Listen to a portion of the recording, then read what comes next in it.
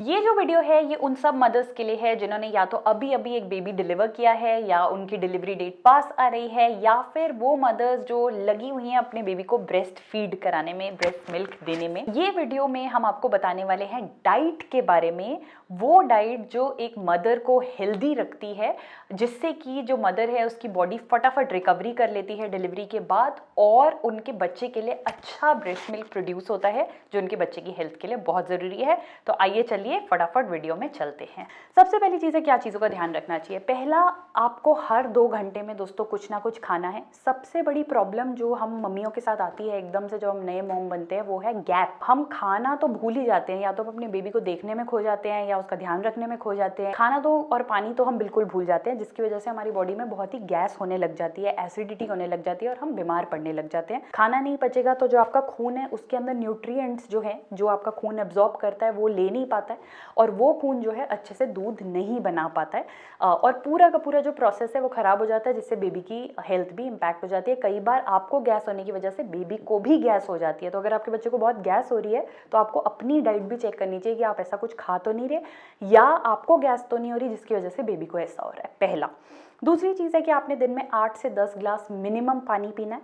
मैंने पहले भी अपने वीडियो में बताया कि 80% ब्रेस्ट मिल्क जो है वो पानी से बनता है। जितना आप पानी पिएंगे उतना ही आपकी बॉडी हाइड्रेटेड रहेगी और अच्छा ब्रेस्ट मिल्क प्रोड्यूस करेगी। तीसरा है, आपने 3 से 4 ग्लास दूध पीना है, या दूध का कोई फॉर्म में, जैसे दही हो गया, छाछ हो गया, चीज़ हो गया, किसी भी तरीके में दूध से रिलेटेड प्रोडक्ट्स को आपने लेना है। कैल्शियम जो है वो बॉडी के लिए, प्रोटीन और कैल्शियम इस टाइम इतना ज़रूरी है और आपको इन फॉर्म्स में उसको ज़रूर लेना है। अगला है, आपने 2 से 3 कटोरी दाल लेना है दिन में। 2 से 3 कटोरी ग्रीन वेजिटेबल्स जो हैं वो आपने अपनी डाइट में ज़रूर लेना है और 3 से 4 कटोरी आपने फ्रूट लेना है पूरे दिन में डिवाइड करके।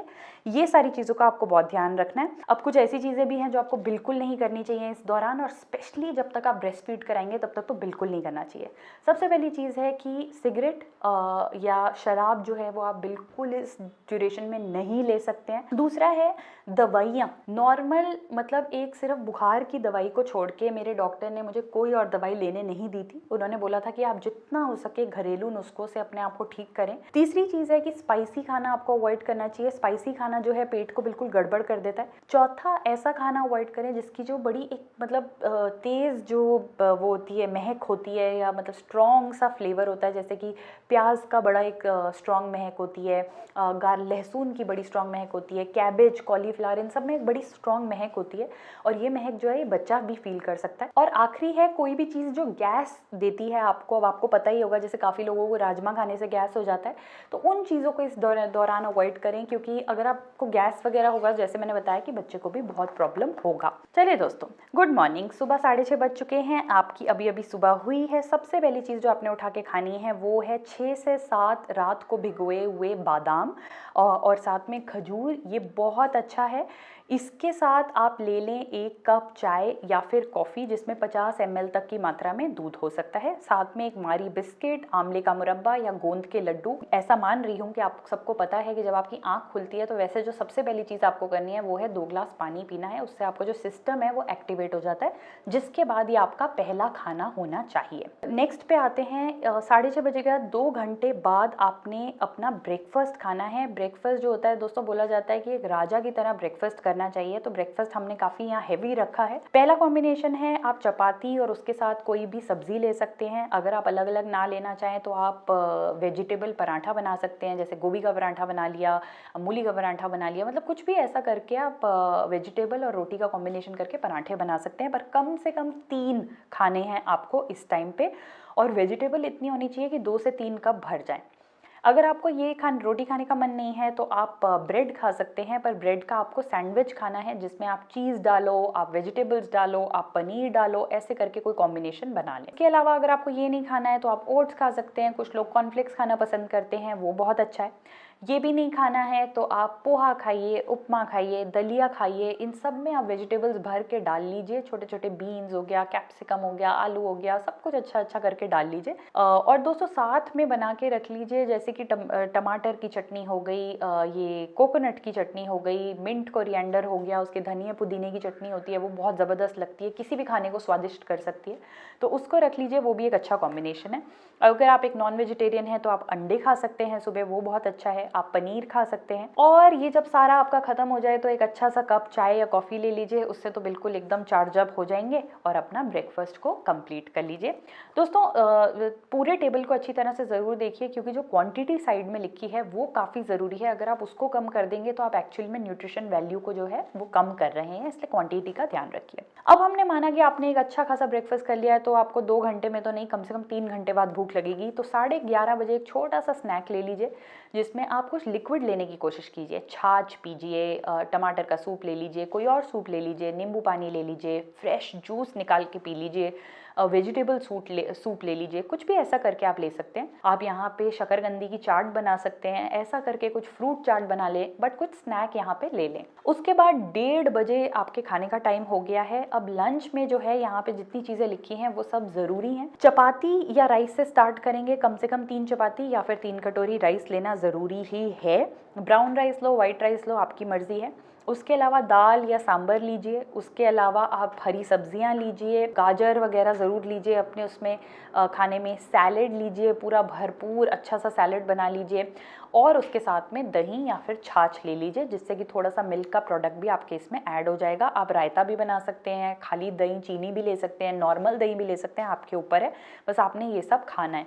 अगर आप एक नॉन वेजिटेरियन हैं तो आप दाल छोड़ दीजिए, दाल की जगह आप चिकन या फिश ले लीजिए, वो बहुत अच्छा है। तो यह हो गया आपका लंच। 1:30 बजे लंच करने के बाद थोड़ा सा आराम करके 4 बजे बज चुके हैं, हल्की हल्की शाम हो गई है, अब टाइम है थोड़ा स्नैक और चाय पीने का। तो यहाँ पे आप 1 कप चाय ले लीजिए और उसके साथ में ढोकला ले लो, इडली ले लो, स्प्राउट्स का चाट बना लो, उत्पम, गोंद के लड्डू, शकरकंदी की चाट, पोहा, भेल, बेसन का चीला, सैंडविच, कुछ भी अच्छा सा एक स्नैक जो चाय के साथ जाता है उसको लेके आप यहाँ पे थोड़ा सा अपने पेट को भर लीजिए। इसके 2 घंटे बाद यानी कि 6 बजे फिर बारी है कुछ लिक्विड टाइप का लेने की, तो सूप ले लीजिए, क्योंकि शाम के टाइम में फ्रूट जूसेस जो है वो जनरली नहीं लेना चाहिए, थोड़ा ठंडा ठंडा होता है, तो सूप ज़्यादा प्रेफर होता है उस टाइम पे। और अगर आप सूप नहीं प्रेफर कर रहे हैं तो फिर कोई फ्रूट निकाल के खा लीजिए। उसके बाद दोस्तों 8 बजे आपने अब डिनर करना है। डिनर जो है वो बिल्कुल सेम है लंच की तरह, बस आप सिर्फ वहाँ पे सब्जियाँ वगैरह जो है वो चेंज कर सकते हैं, बट जो वेराइटी है खाने की वो वैसी ही होनी चाहिए जैसा आपके लंच में था। बस सिर्फ डिनर और लंच में एक और फ़र्क ये है कि लंच में हम 3 चपाती बोलते हैं या 3 कप चावल बोलते हैं, और यहाँ पे हम 2 चपाती या 2 कप चावल बोलते हैं, क्योंकि डिनर थोड़ा लाइट होने से पेट को भी आराम मिलता है। जब भी आप डिनर करें उसके 1.5 घंटे बाद 1 ग्लास दूध पिएं। दूध पीने से क्या होगा, स्पेशली गर्म दूध पीने से आपको भी अच्छी नींद आएगी, जो भी थोड़े घंटे आपको सोने को मिल रहे हैं अच्छी नींद आएगी, और मतलब बॉडी को भी आराम मिलेगा। तो दोस्तों ये था एक सिंपल सा डाइट चार्ट, इस पे आप अपने कॉम्बिनेशंस लगा सकते हैं, बट ये चीज़ें आपको लेनी ही है। ऐसा आपका डाइट होना चाहिए पूरे दिन का, आपके गैप्स इतने कम होने चाहिए जिससे कि आप एक हेल्दी बॉडी रख पाएंगे और अपने बेबी को और अपने आप को सपोर्ट कर पाएंगे। जान है तो जहान है, ऐसा मेरे दादू कहते थे और उसको मैं आज तक फॉलो करती हूँ। दोस्तों होप आपको ये वीडियो अच्छा लगा होगा। कमेंट कीजिए, लाइक कीजिए, शेयर कीजिए, सब्सक्राइब कीजिए, बहुत काम है आपके पास करने के लिए, फटाफट कर लीजिए। और हमसे बात कीजिए इंस्टाग्राम, ट्विटर, फेसबुक, हर जगह, हम हर जगह हैं और हमें आपसे बात करना बहुत अच्छा लगता है। इसके बाद एक वीडियो और लाएंगे आपके लिए फटाफट, जो कि है मम्मी के नुस्खे पोस्ट डिलीवरी बॉडी की हीलिंग के लिए। मम्मियों के पास बड़े अच्छे अच्छे पंजीरी और लड्डू और पिनिया, पता नहीं क्या क्या नुस्खे हैं, मैंने तो बहुत कुछ खाया था, बड़ा मज़ा आया था। तो वो नुस्खे आपके लिए भी फटाफट लेके आऊँगी। उस वीडियो का ज़रूर इंतज़ार करें। Thank you so much for watching.